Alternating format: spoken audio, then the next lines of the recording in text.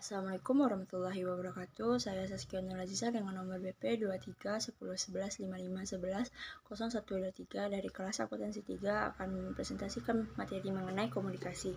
Dalam pembahasan kali ini ada empat yaitu pengertian komunikasi, proses komunikasi, tipe-tipe komunikasi, dan jenis-jenis komunikasi. Pengertian komunikasi adalah proses pemindahan gagasan atau informasi dari seseorang ke orang lain.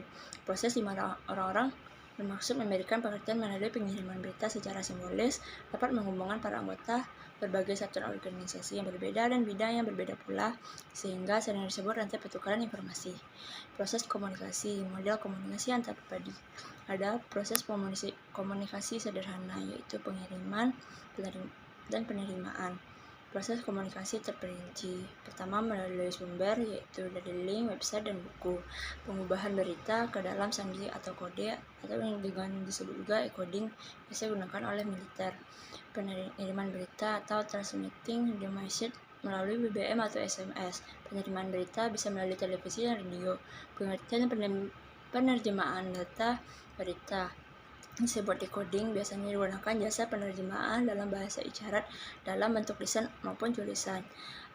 Kemudian umpan balik atau feedback, tanggapan atau penerimaan informasi. Tipe-tipe komunikasi. 1.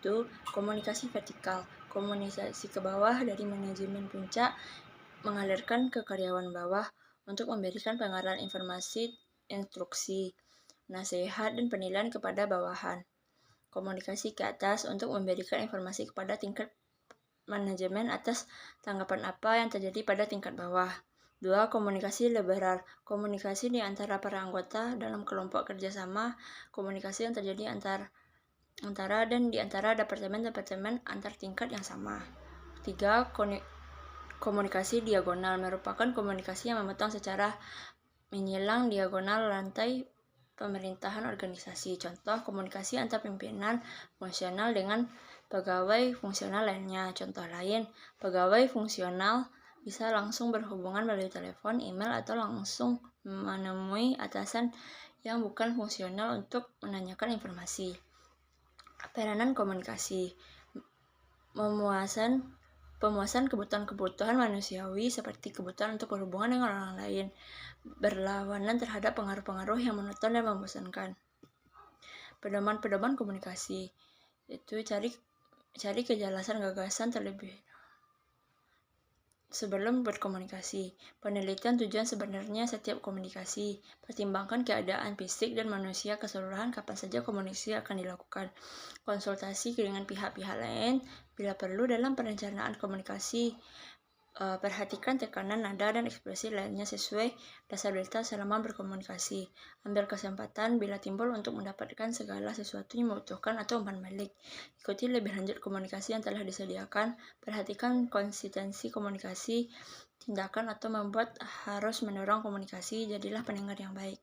Jenis-jenis komunikasi yaitu menurut penyampaian lisan dan tulisan. Menurut cara kelangsungan ada langsung dan tidak langsung. Menurut perilaku ada formal dan informal. Menurut lingkungan ada internal dan eksternal. Menurut segi pesan ada verbal dan non-verbal. Menurut jumlah dan komunikasi intrapersonal dan personal.